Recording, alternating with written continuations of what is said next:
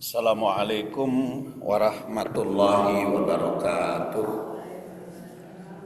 Alhamdulillah wassalatu wassalam ala rasulillah wa ala alihi wa sahbihi wa mawala. Amma ba'du fa ya ibadallah usikum bitaqwallah fa innal jannata indat liman ittaqa.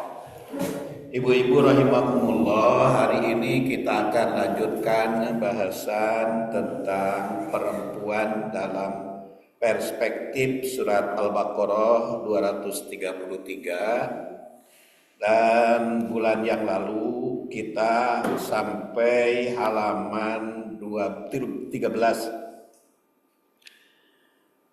bagian D.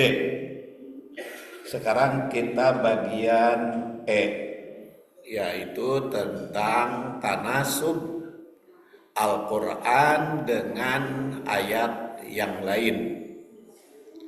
Tanasub surat Al-Baqarah 133 dengan ayat yang lain. Dan ini tanasubnya dalam bidang sosial hari ini. Pertama adalah tanasub bersama dan dialog.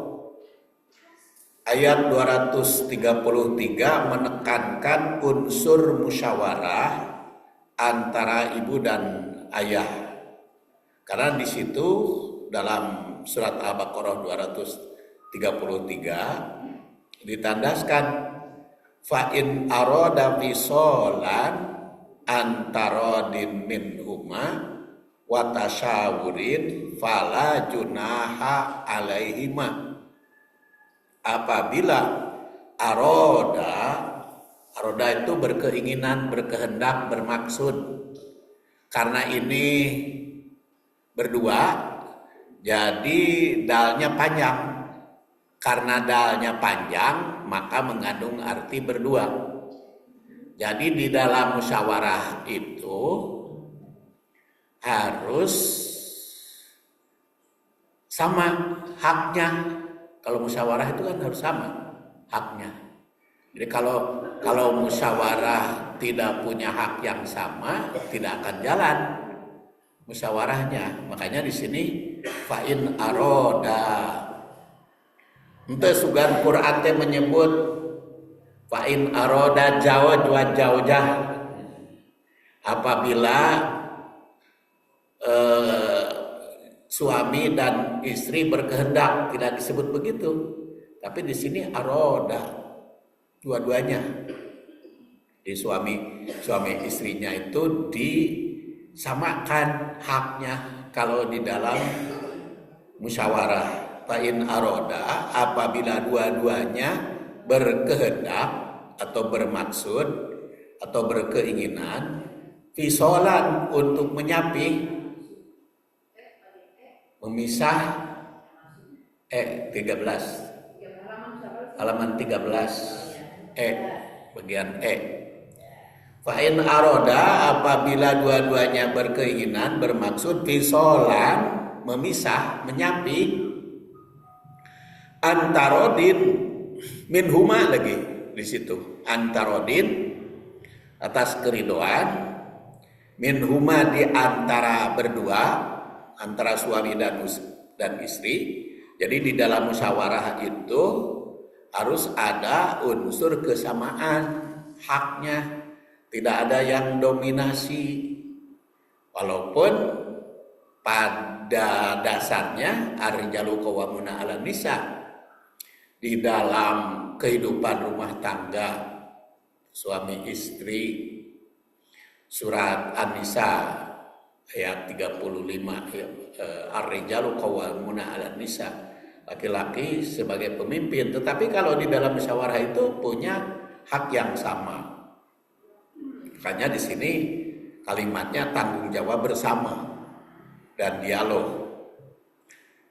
Antarodin, keridoan dalam musyawarahnya itu sama-sama puas, sama-sama ridho, sama-sama sepakat minhuma. Wa tasyawurin, dan musyawarah. musyawarah berdua itu fala junaha alaihima, maka kalau mereka sepakat hasil musyawarah itu tidak mengapa untuk menyapi anaknya sebelum usia 2 tahun. Kan di ayat di kalimat sebelumnya kan ditandaskan wal walidat yurdina auladahunna haulaini kamilaini liman aroda ayutimar rodoa.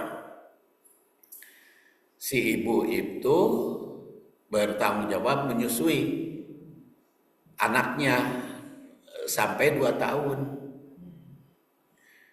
Nah, tapi kalau dua-duanya berkehendak untuk menyapi sebelum 2 tahun, tidak mengapa. Jadi kalau sepakat mah, hanya tentu saja menyapi 2 tahun teh harus ada sebab ya. Sebabnya kepentingan bersama.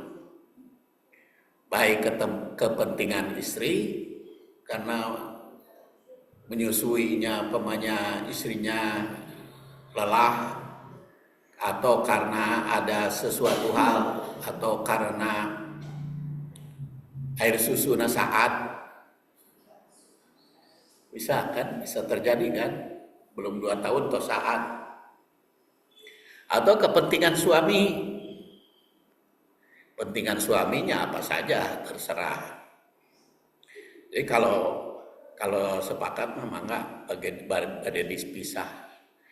Yang utamanya kalau si ibu sudah hamil ya.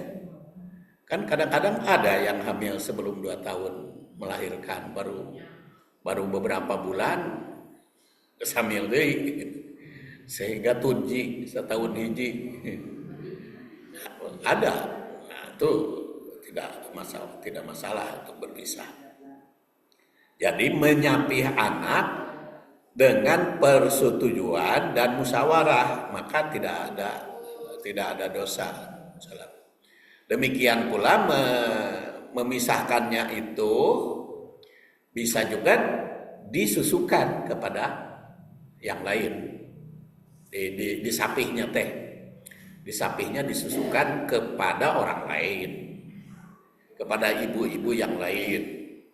Latar belakangnya apa ke ibu-ibu yang lain itu? Tapi kebanyakan di kita mah disusukan kepada sapi ya. Jadi ku ibu nanti disusukan ke sapi.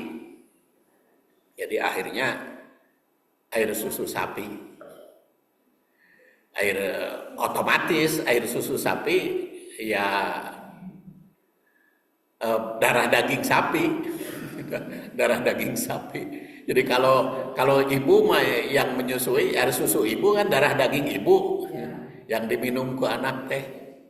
Lamun air susu sapi ya darah daging sapi. Anak sapi dari sudut fisik ya jadi darah daging sapi. Makanya walaupun darah daging sapi disusuan ku air susu sapi, bagus nama ibu saja yang menyusui nama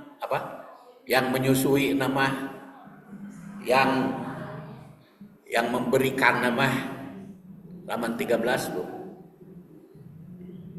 Yang ngahuapan nama itu yang paling bagus. Eta mah perempuan wanita hadis eta mah ibu. Eta mah hadis mah al-khairat. Al-khairat hadis mah ini mah Quran yang ini. Iya, yang ini. Quran yang ini.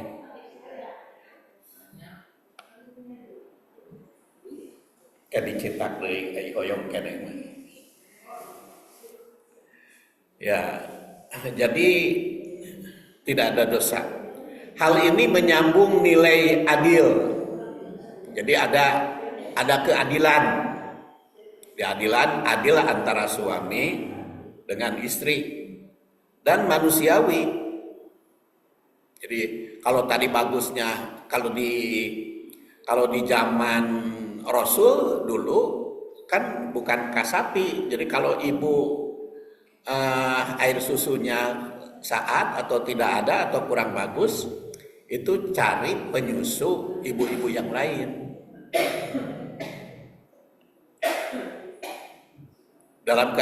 Dalam nilai keadilan dan manusiawi. Dalam hubungan keluarga yang telah dibicarakan sejak ayat-ayat sebelumnya berbicara, Islam menekankan keputusan keluarga tidak boleh otoriter. Jadi walaupun suami pemimpin, otoriter mah ulah. Dalam musyawarah mah punya hak dialog. Harus berdasarkan antarodin. Jadi antarodin, kedua-duanya ridho. Jadi ulah ada pemaksaan, antarodin. Kerelaan kan don bahasa Arab aiku orang Sunama dibaca L. Keridoan jadi kerelaan.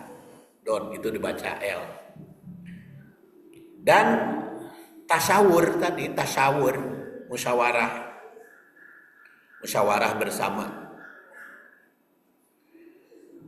Kemudian itu bagian E ya, hak musyawarah, hak keridhaan, hak keadilan, hak yang sama di dalam memutuskan urusan pemisahan. Pertama, pemisahan anak dengan ibunya, pemisahan susu, mungkin tidak berpisah dengan anak tetapi tidak menyusui ibunya, seperti disusukan ke pihak lain atau disusukan kepada sapi atau bagaimanapun tetap ibunya bertanggung jawab. Tapi kalau ibunya tidak mau, harus disepakati bersama. Kemudian sekarang bagian F. Tanasub struktur surat Al-Baqarah. Ini sebagai undang-undang sosial dari Al-Quran. Surat Al-Baqarah menyusun hukum keluarga secara sistematis. Itu berawal dari ayat 228 sampai 230. Ini berbicara tentang tolak dan iddah. Jadi berbicara perceraian, tolak dan iddah 228 sampai 230. Kemudian 231 sampai 232 itu hak perempuan setelah talak. Jadi ini struktur perundang-undangannya memang tersusun seperti itu. Ayat itu mulai dari perceraian, kemudian hak hukumnya bagaimana, perceraian itu diusahakan harus rukun, tapi lamun teu bisa rukun bisa berpisah maka bercerai, maka setelah bercerai ada hak dan tanggung jawab. Ada iddah setelah bercerai itu. Nah, ayat 231 232 hak perempuan setelah talak. Itu diuraikan bagaimana kalau sudah dicerai, perempuan itu harus masa iddah. Masa iddah itu adalah 3 kali haid menurut Imam Hanafi yang wafat tahun 150, dan menurut Imam Syafi'i yang wafat tahun 204 3 kali suci. Jadi di dalam Al-Quran kan hatta yathurna, sehingga suci. Tapi suci itu karena disebut 3 kali haid, 3 kali haid itu artinya Menurut Imam Syafi'i 3 kali suci dari haid. Tapi kalau menurut Imam Hanafi 3 kali keluar haid. Apa itu bisa beda? Bisa, jarak nama. Tergantung kapan haid itu berhenti. Kalau perceraian tidak boleh sedang haid. Itu haram hukumnya. Kalau mencerai istrinya sedang haid. Harus ditunggu suci. Makanya pengadilan itu menyetujui menjatuhkan tolak, harus ditanya dulu istrinya. Istrinya sedang haid atau sedang suci? Ya. Kalau istrinya sedang haid tidak boleh dijatuhi tolak. Jadi harus dijelaskan istrinya sedang haid. Tangguhkan dulu. Kalau sedang suci baru boleh. Jadi tidak boleh sembarangan suami menjatuh. Dan Rasulullah juga pernah menegur, ada salah seorang sahabat menjatuhkan talak, istrinya sedang suci, sedang haid. Maka oleh Rasul katakan balik deh. Enggak sah kalau menjatuhkan talak ketika haid. Ya karena kan istilah Imam Maliki mah an-nahyu yaqtadil fasad. Larangan itu kalau dikerjakan menunjukkan tidak sah. Setiap larangan kalau dikerjakan itu jadi tidak sah. Contohnya larangan sholat. Kita tidak boleh sholat ketika matahari terbit. Nah kalau ibu melaksanakan sholat ketika matahari terbit itu tidak sah sholatnya. Iya bisa haram larangannya, bisa makruh larangan keras haram. Kalau haram atau makruh kan fikih. Jadi kalau ditinjau dari sudut fikih 5 kan hukumnya, ada haram, ada makruh, ada wajib, ada mubah, ada sunnah. Itu fikih. Fikih itu dirumuskan istilahnya al-ahkamul khamsah. 5 hukum. Hukum itu ada 5. Itu fikih. Kalau hadis mah ente nyebut haram, ente nyebut makruh, ente nyebut wajib di dalam hal itu. Yang ada di dalam hadis mah dilarang, diperintah, dianjurkan, atau dibiarkan. Maka dirumuskanlah oleh para imam fikih. Imam fikih yang populer itu 4, yaitu Hanafi, Maliki, Syafi'i, dan Hambali. Itu imam fikih. Yang kadang-kadang 4 imam itu beda-beda menjatuhkan haram halalnya sesuatu, itu bisa beda. Atau wajib atau sunat itu bisa beda. Atau makruh dengan haram itu bisa beda. Itu bisa terjadi. Karena apa? Karena ayat dan hadis tidak nyebut haram kecuali yang kepada makanan, hurrimat alaikum. Tapi kebanyakan di dalam Quran dan hadis itu tidak nyebut haram atau makruh. Kebanyakan, walaupun ada dalam hal tertentu, tapi tidak menyebut kebanyakan mah. Jadi oleh ulama itu dikelompokkan kepada haram, makruh, wajib, sunat, mubah, itu bisa beda-beda. Bisa beda-beda. Karena apa? Karena interpretasi, karena penafsiran, karena pemahaman mereka berbeda. Atau istinbat, mengambil dalil, itu bisa berbeda. Jadi kalau ibu-ibu sering menemukan perbedaan di dalam menetapkan haram halal, karena ulama ulama fikih. Ya contohnya di dalam sholat juga kan ada. Kata Imam Syafi'i, kunut subuh teh sunat muakkad. Kalau kata Imam Hanafi tidak ada. Itu kan beda. Itu beda jelas antara sunat muakkad dengan beda. Kalau Imam Syafi'i ente subuh teh ente kunut karena lupa maka sujud sahwi. Tapi kata Imam Hanafi memang teu kudu. Kata Imam Hambali juga begitu. Makanya Imam Hambali yang wafat 241 Hijriah, la tuqallidni wala tuqallid Malik wala tuqallid Syafi'i wala tuqallidni. Jangan taklid padaku, jangan taklid pada Hanafi, jangan taklid kepada Maliki, jangan taklid kepada Syafi'i. Tapi ambillah yang kami ambil.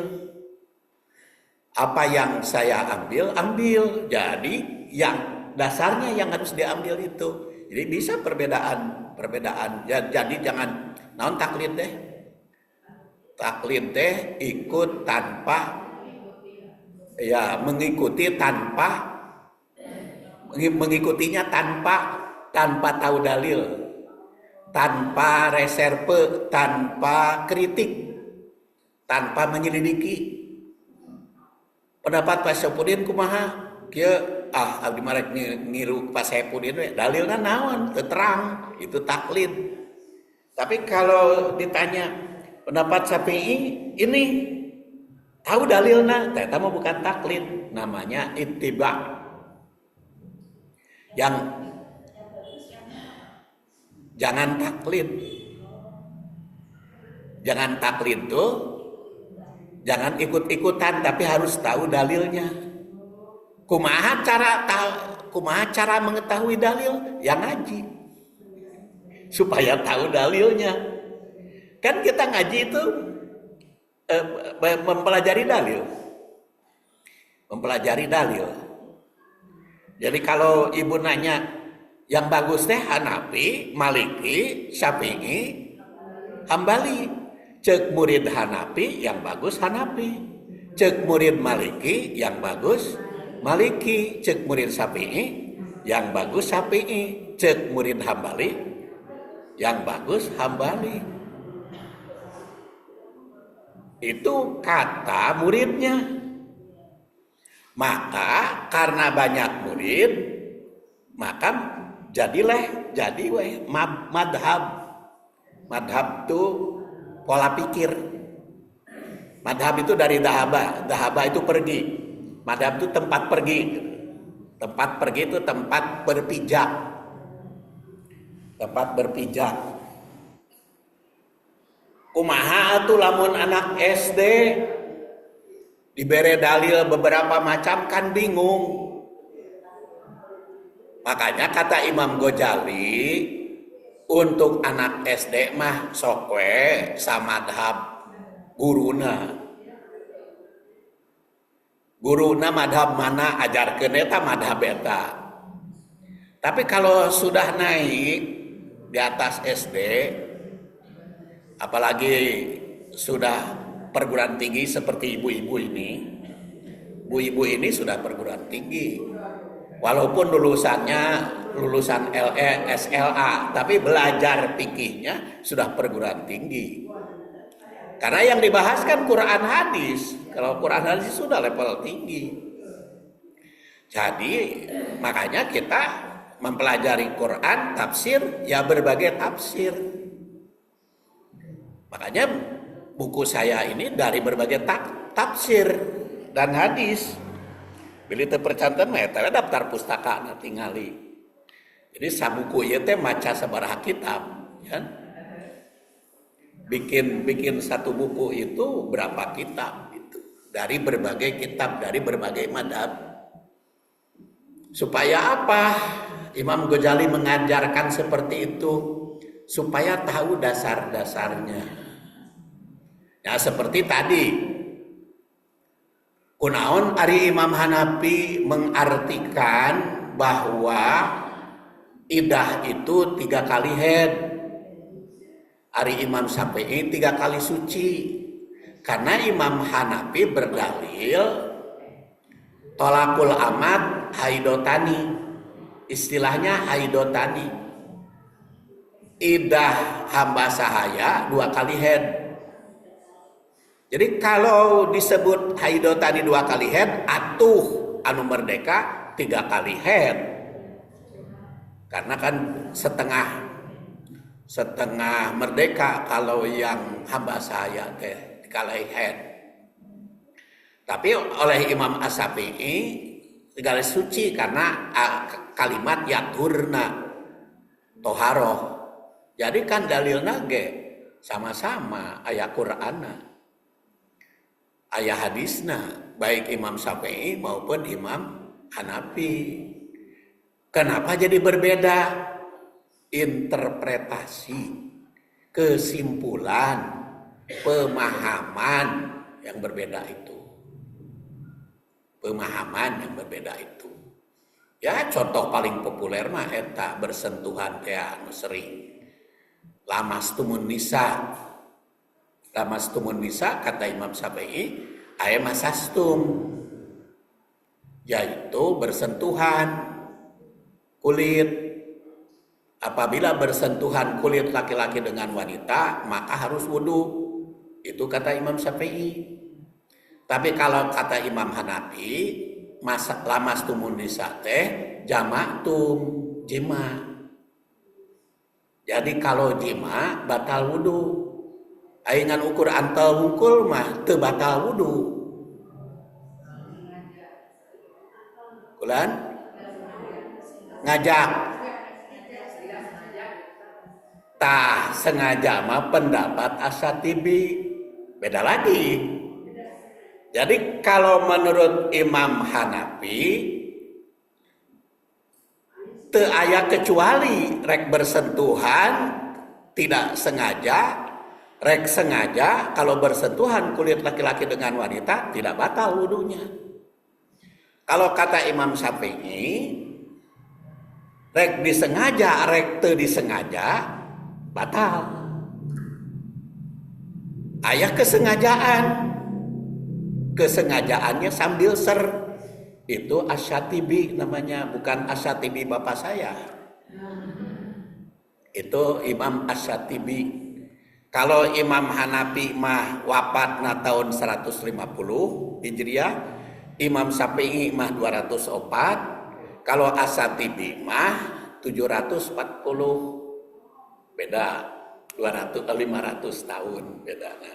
Jadi kata Imam Syafi'i mah kalau bersentuhannya aya ser batal. Tapi kalau kata Imam Syafi'i bersuan atau tidak itu batal. Tapi kalau Imam Hanafi rek aya serek itu tidak batal. Bagaimana dalilnya masing-masing? Nah, kita kan ingin tahu dalilnya. Kalau kata Imam Hanafi, kenapa tidak batal? Karena kata Aisyah, istri Rasul, yang wafat tahun 58, ada juga yang mengatakan 57 Hijriah, Siti Aisyah istri Rasul, qabbala Rasulullah SAW ba'da nisaihi. Rasul mencium salah seorang istrinya setelah berwudu. Geus mencium salah seorang istrina teh, geus wudu, langsung we salat. Henteu wudu deui. Itu dalil Imam Hanafi, makanya teu batal. Tong-tong Pak Antel nyium aja Rasul mah teu batal, komo nganukur Pak Antel. Terus kata Imam Syafi'i kan jelas lamastum itu masastum, bersentuhan, maka dalilnya jadi batal. Maka Asy-Syatibi generasi berikutnya itu kalau ada ser, Rasul mah mencium nanti aya ser, itu mah penafsiran sadayana ge, tiluanana ge. Masih ayah bertanya ibu, kumaha atuh? Henteu kumaha atuh? Tahu dalilna? Tahu dalilnya masing-masing gitu. Jadi kita tahu dalilnya masing-masing. Jadi untuk maksa kumaha cek Pak Saipudin, jangan ngutip aja Pak Saipudin mah. Kata ini begini, kata ini begini, kata ini begini. Mana yang benar? Kata Imam Hanafi, dia yang benar. Kata Imam Syafi'i, dia yang benar. Kata Imam Syatibi, dia juga yang benar. Hah? Kita menghargai pendapat mereka, kan ulama. Imam Hanafi kan ulama. Berdebatan boleh, diperdebatkan mah. Perdebatan itu untuk tahu dalil. Perdebatan boleh. Jadi kalau tidak boleh diperdebatkan mah atuh moal maju Islam teh. Jus. Hah? Mengklaim mana?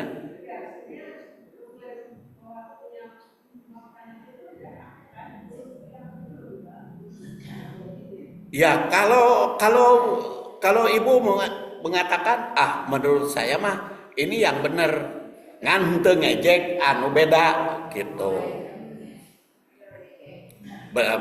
Jangan mencela yang berbeda. Berdebat boleh, bagus, berdebat supaya berkembang pikiran kita. Makanya kan kita sekarang ceritanya Pak Saipudin kan memperdebatkan 3 itu. Tapi kan memperdebatkannya secara objektif, apa adanya masing-masing. Apa adanya masing-masing.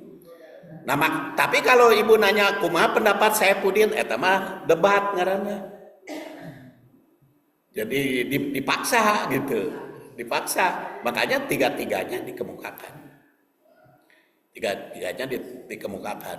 Jadi tadi contohnya tentang head. Kan tentang head banyak, Bu.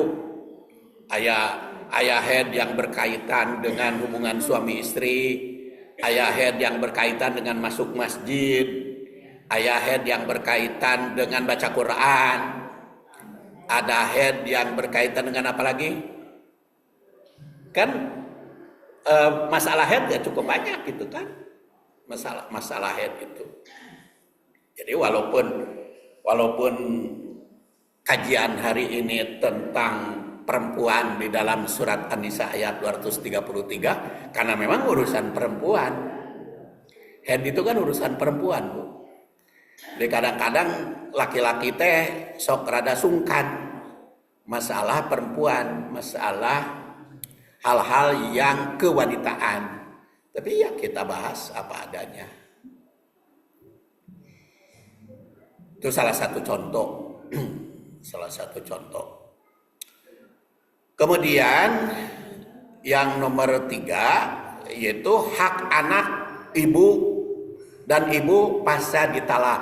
Itu sudah dibahas pada ayat sebelumnya. Jadi ayat 233 di sini. Hak anak pasca ditalak yang akan kita bahas karena ini kan masih keterkaitan dengan ayat-ayat yang lain. Kemudian ayat 234 nanti belum dibahas dan ayat 235 masa idah untuk istri yang ditinggal wafat. Yang ditinggal wafat masa idahnya beda kan? Yaitu kalau istri yang normal teh naon? Yang tidak hamil maka masa idahnya 4 bulan 10 hari. Tapi kalau hamil melahirkan. Jadi walaupun kakarak meninggal 2 hari dalam keadaan hamil, ngajuru melahirkan boleh nikah. Baru selesai ngalahirkan boleh menikah. Tapi kalau yang tidak hamil maka 4 bulan 10 hari. Ari masa idah teh naon? Masa idah itu tidak boleh menikah, tidak boleh dilamar. Tidak boleh menikah, tidak boleh dilamar. Kalau ada kabita hayang melamar baru boleh sinir sampir. Naon sinir sampir teh? Nyindiran teh kumaha? Kalimatnya mah banyak nyindiran teh. Ya, bisa pantun, bisa mengatakan, ibu, bapak teh pupusnya mohon nyakeun abdi ge siap jadi pengganti anak barudak. Itu nyindiran. Tapi tidak boleh ngajanjikeun baik perempuannya maupun laki-lakinya. Kalau nyindiran ke sana itu boleh, dalam Al-Qur'an juga ditegaskan. Tegaskan. Kemudian tidak boleh keluar bukan urusan keagamaan. Seperti berkunjung ke anak, itu mah tidak boleh. Atau dalam keadaan masa idah, ibu ke majelis taklim, mangga, itu mah urusan keagamaan. Mana kakarang ditinggal wafat, pre majelis taklim, henteu. Keluar ngumpet ngaji mah tetap deh, itu mah urusan keagamaan. Ke masjid, ketemu silaturahim dengan keluarga boleh. Yang tidak boleh itu berhias berkaitan dengan deket-deket karena pernikahan. Umpamanya ibu-ibunya jadi gubernur, maut suamina, cuti 4 bulan 10 hari. Enggak perlu sebegitu, itu kan tanggung jawab. Itu mbak berkabung mah tetap hanya 3 hari. Berkabung mah. Jadi berkabung di dalam Islam itu cuma 3 hari. Sama anak-anak juga kan, lamun bapana maut, sok 3 hari mau berkabung, aya kumpul, geus 3 hari mah baralik deui karena tanggung jawabnya masing-masing. Ibu-ibu juga begitu sama. Jadi bukan harus ngumpet, teu meunang dangdan, teu meunang berhias, bararau. Enggak begitu. Jadi bukan itu ditinggal wafat. Jadi tanah substruktural ini menunjukkan bahwa ayat 233 bukan berdiri sendiri. Jadi ayat yang kita bahas ini bukan diri sendiri, masih ada kaitan. Makanya kita bahas di dalam tafsir ini ada tanasub. Tanasub itu hubungan, kaitan, korelasi. Tanasub itu kaitan, korelasi. Kenapa 9 langkah yang saya bahas supaya jelas aturannya? Sebab kalau secara mandiri ya kadang-kadang bukan menyesatkan ya, jadi berat gitu. Kalau secara mandiri, atau kalau ayat itu hanya sendiri, sama hadis juga kan gitu. Seperti Rasulullah Shallallahu Alaihi Wasallam, kata Aisyah, ketika beliau sholat malam pernah sampai bengkak kakinya, sampai al-aqdam, bengkak kakinya. Maka Aisyah itu bertanya, ya Rasulullah, kenapa kok engkau sholat malam sampai bengkak kaki, padahal kan engkau sudah mendapat ampunan dari Allah. Dari dosa engkau itu sudah diampuni oleh Allah. Maka Rasul menjawab, nah aku teu mau untuk menjadi abdan syakuran, hamba sahaya yang syukur. Nah itu kan kalau berdasar hadis itu tok, hadis itu saja, berarti tahajud boleh sampai bengkak kan, kudu maksakeun diri. Maka harus dikaitkan dengan hadis lain, yaitu ketika Abdullah bin Amr bin As itu matanya cinul kenawan, sayu, ya,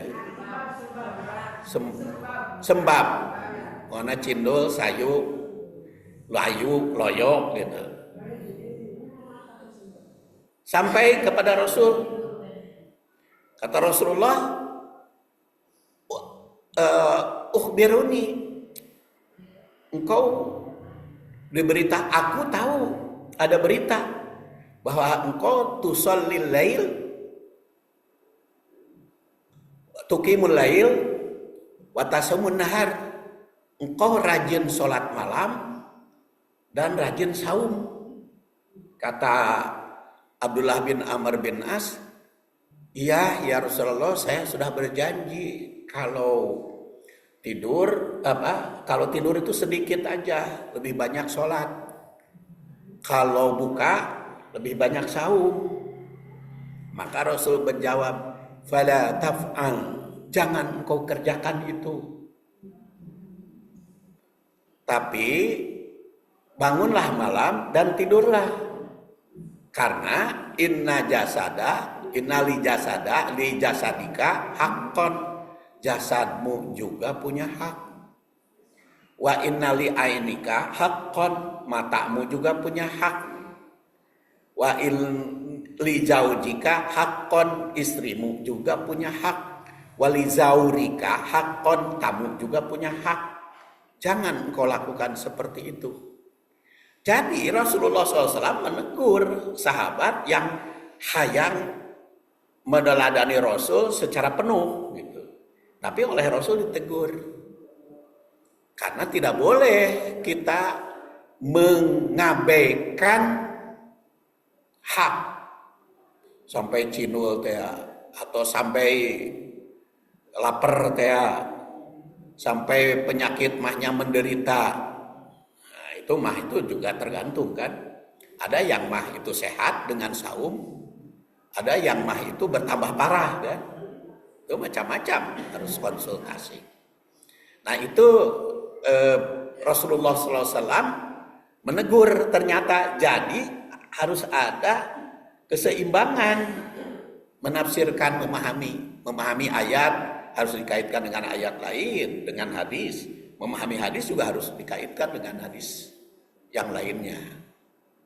Jadi kalau satu mah bisa beda gitu maknanya.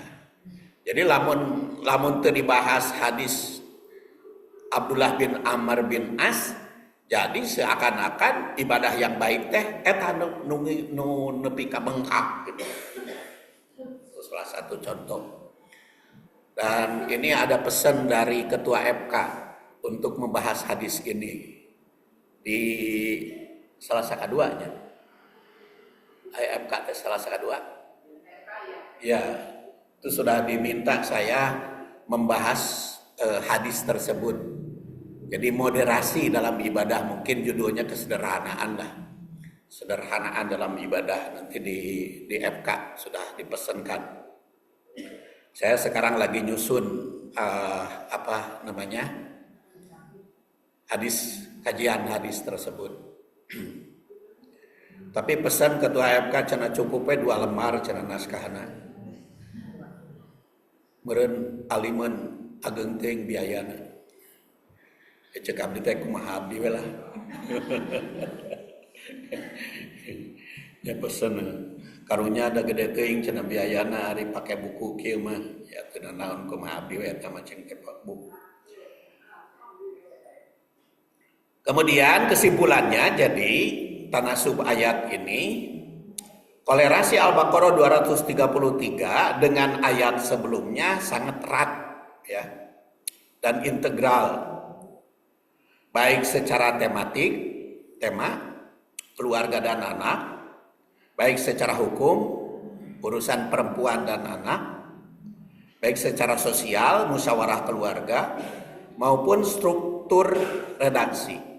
Jadi ayat 233 adalah klimaks dari pembahasan perceraian dan iddah, sekaligus jembatan menuju pembahasan tentang kematian, nanti ada ujungnya.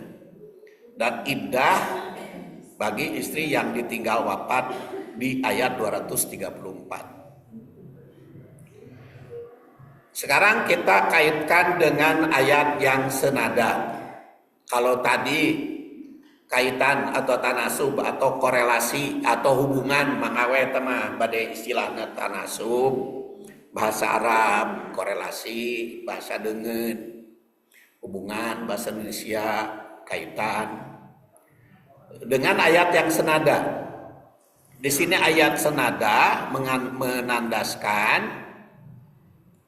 askinu hunna min haitsu sakantum min wujdikum wala tudarruhunna litudayyiqu alaihinna wa in kunna ulati hamlin fa anfiqu alaihinna hatta yadana hamlahunna fa in arda'na lakum fa atuhunna ujurahunna wa tamiru bainakum bima'ruf wa in ta'asartum fasaturdi'u lahu ukhra liyunfik du sa'atin min sa'atihi wa man qudira alaihi rizquhu falyunfik mimma atahullah la yukallifullahu nafsan illa ma ataha sayaj'alullahu ba'da usrin yusra. Ba'da usri yusra. Kalau bahasa biasa nama ba'da usrin yusra. Askinuhunna. Askinu itu berasal dari kata sakana. Sakana teh naon? Diam, tempatkan. Atau sakinah. Sakinah itu tenang, berikan ketenangan, berikan tempat yang tenang. Hunna askinu, ini panggilannya ke suami. Askinu, tempatkan olehmu, wahai para suami, hunna, istrimu itu, min haitsu sakantum, seperti kamu tempati. Ini ada beberapa konsekuensi di sini. Ada yang memahami suami wajib ngimahan. Tapi ngimahan teh ada yang bermaksud atau mempunyai makna merehimah. Ada juga yang memaknainya bere tempat ker imah, cicing di imah. Tapi di sini min haitsu sakantum, seperti kamu tempat tinggal, jadi bareng. Jadi kalau dipahami bareng, suami teh diantaranya paham bukan kudu mere imah ka istri teh, tapi kudu memberikan tempat. Tempatna kumaha? Tidak disebut. Ya, yang layak teh min haitsu kantum. Tidak disebut. Naha mere nate menang meuli atas nama istri, naha mere nate pangontrakeun, naha mere nate BTN, bumi tilas nini, atau bayar tapi nyicil. Yang jelas askinuhuna. Jadi si istri itu lamun dinikah ataupun dicerai sama harus diberikan tempat tinggal supaya cicing tenang, supaya bisa dumuk tenang, berdiam. Ya. Minai susah antum seperti kalian diami, karena ada minai susah antum seperti kalian diami, maka ada ulama yang memahaminya bukan wajib mere imah, tapi wajib teh memberikan tempat tinggal. Walaupun ada yang mengartikan kewajiban katanya gitu. Ya itu seperti dalil-dalilnya tadi. Mewujidikum, ya sesuai dengan keberadaanmu.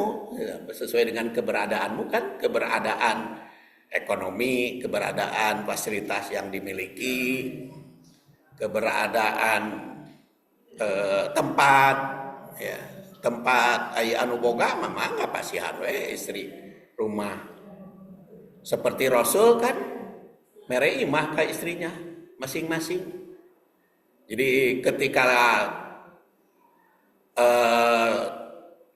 tahun 7 Hijriah istri Rasul kan 9 masing-masing rumahna henteu saimah gitu. Rasul itu istri 9 teh teu sarumahkeun teu. Jadi masing-masing ditempatkan oleh Rasulullah rumahnya masing-masing.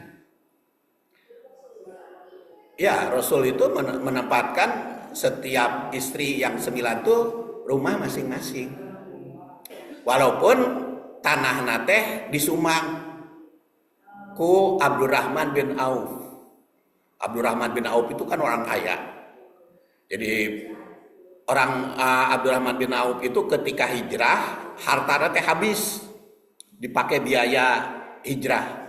Hijrah teh dari Mekah ke Madinah itu 480 kilo. Ayeuna pakai bus ngada 8 jam, pakai kereta ngankur sajam. Baheula makan jalan kaki 8 hari. Itu biaya besar. Pakai unta Rasul itu 8 hari dari Mekah ke Madinah. Itu biayanya besar. Habis harta Abdurrahman bin Auf yang kaya itu.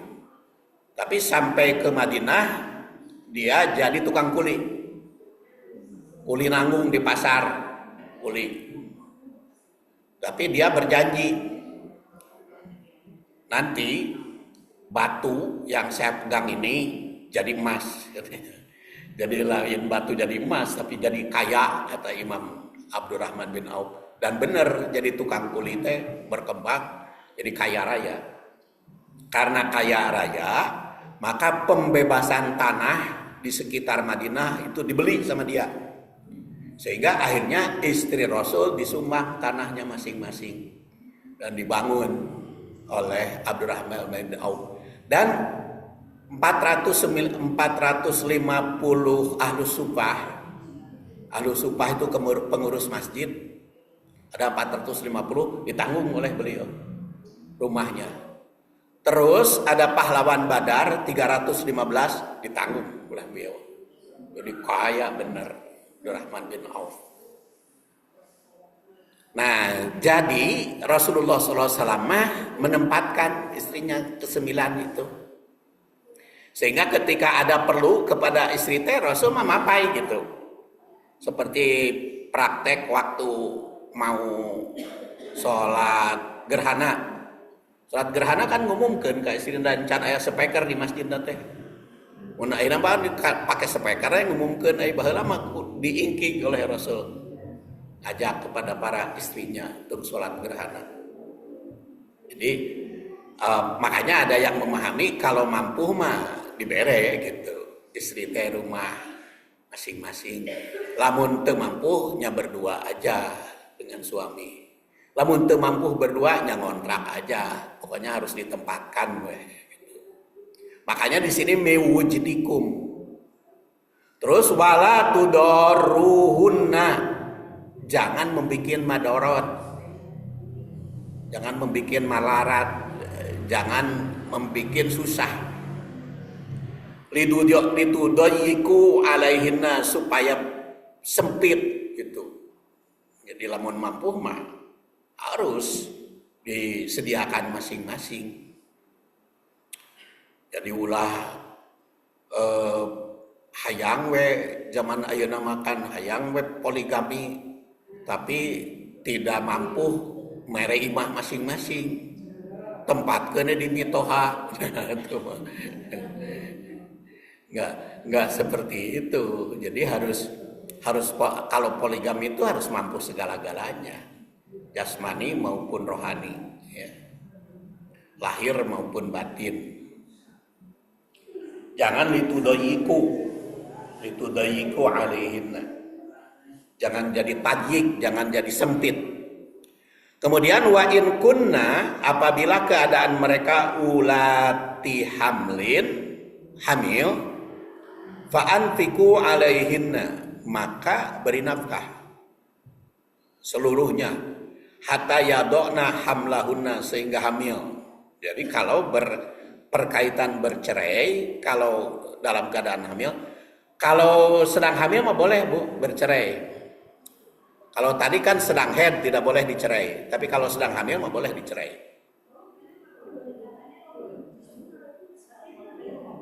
Nah, kalau wa in kunna ulati hamlin, kalau mereka dalam keadaan hamil kemudian dicerai, artinya boleh dicerai kalau dalam keadaan hamil. Yang tidak boleh tuh lagi haid. Ayo hamil mah boleh. Terus ada aturan kalau mencerai itu harus 1 bulan setelah digauli.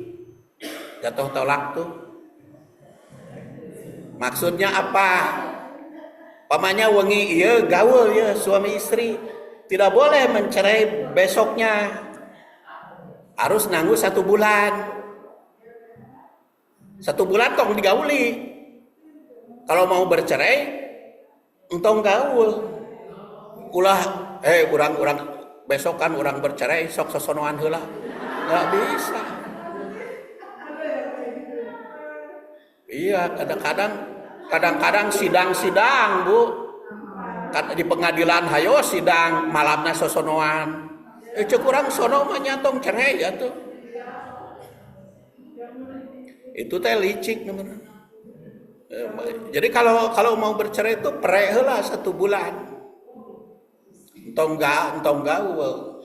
Tuh kan banyak tata tertib yang dilanggar.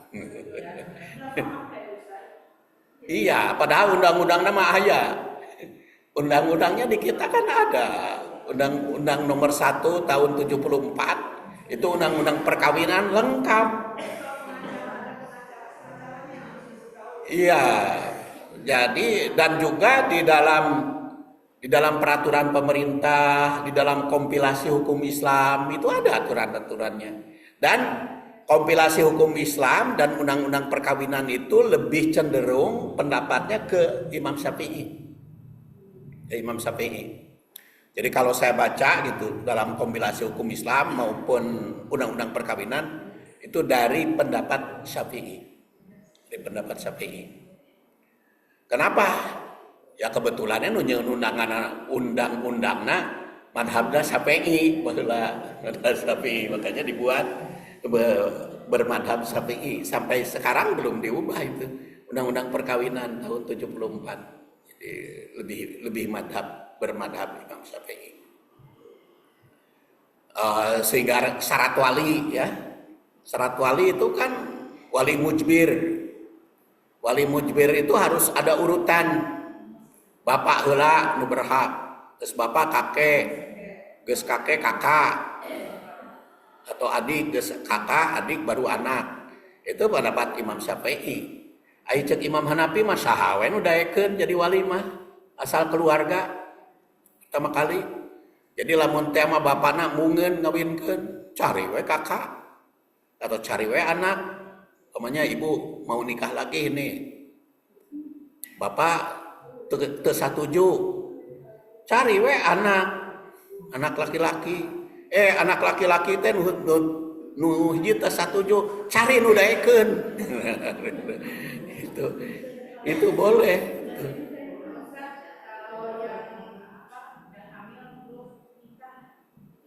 Kalau hamil nikah tidak boleh. Karena apa? Wa ulatu ahmali ayadokna hamlahunna. Harus melahirkan dulu. Jadi tidak boleh hamil. Yang boleh itu bercerai. Kalau nikah tidak boleh dalam keadaan hamil. Kumaha cenah hamilna di luar nikah? Anger we. Tidak boleh. Tetapi seperti tadi, undang-undang di negara kita pendapatnya cenderung Syafi'i. Kalau hamilna di luar nikah dan dikawin kuno ngajinahan, itu jadi boleh. Itu jadi boleh.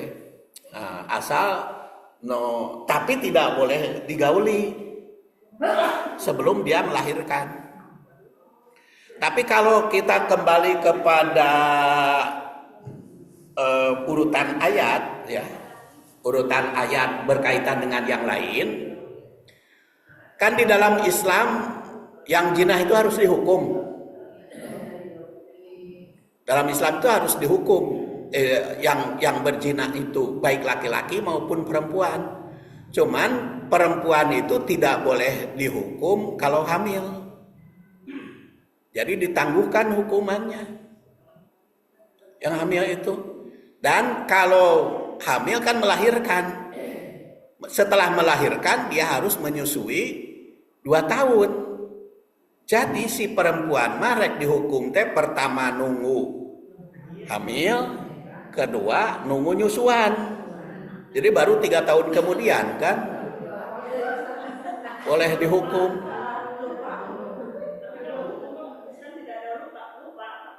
Hukum mah tidak ada lupa. Jadi iya, jadi konsekuensi. Makanya kan ada dosa itu kan danbun istilahnya. Danbun teh kan artinya apa? Ekor. Jadi setiap dosa itu ada ekornya. setiap perbuatan dosa itu ada ekornya. Jadi ada ekor hukumannya duniawi, ada ekornya hukuman ukhrawi. Ukhrawi mah urusan Allah, rek diampuni atau tidak. Tapi duniawi harus diterapkan. Seperti di Indonesia, duniawi kan banyak yang bohong di Indonesia mah. Kan perzinahan itu bisa dihukum kalau ada tuntutan. Umpamanya seorang suami berzina bisa dihukum kalau dituntut oleh istrinya, dianggapnya penyelewengan kan. Tapi lamun eta teh dibawa we ka pengadilan gitu, hegwe si yang berzina teh ada kami mah ridho sama ridho, teu bisa hukum di Indonesia mah. Cek Islam mah tetep ridho sama ridho ge. Tapi kan di dalam Islam juga anger we susah bu hukuman teh. Hukuman diterapkan teh, da eta manusiana banyak nu bohong. Seperti di Saudi Arabia kan ada juga yang berzina gitu ya. Antara orang Indonesia dan sebagainya. Ketika di persidangan minta saksi karena di dalam Quran kan harus ada saksi. Harus ada saksi 4. Lamun teu ngaku nu jina teh teu ngaku, enggak kami mah tidak ngaku, teu ngaku mah teu bisa harus ada saksi. Kumaha atuh ejina aya saksina?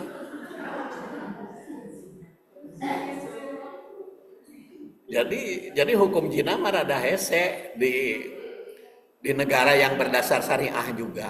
Jadi jarang penerapan hukum zina, makanya hukum zina mah kesadaran.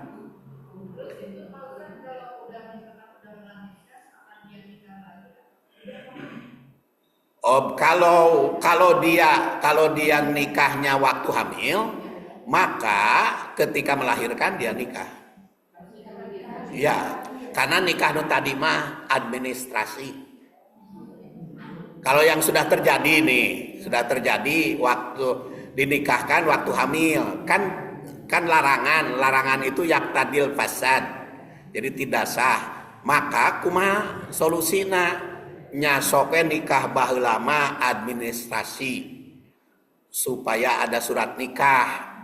Tapi nikah yang benerna begitu melahirkan.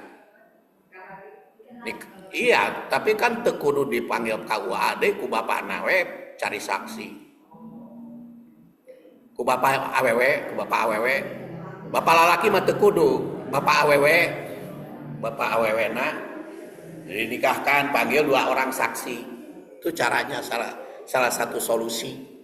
Karena kenapa ada administrasi paneta akte kelahiran. Nah, akte kelahirannya tanggal 17 April, aya nikahna bulan Mei, kumaha ieu teh pan jadi riweuh. Karena sudah jam 3, jadi ayat ini bulan depan. Jadi tanasub dengan ayat yang senada, insya Allah bulan depan kita bahas. Jadi kita akhiri perjumpaan kita pada hari ini dengan bacaan doa kafaratul majlis. Subhanakallahumma wa bihamdik asyhadu an la ilaha illa anta astaghfiruka wa atubu ilaik. Assalamualaikum warahmatullahi wabarakatuh.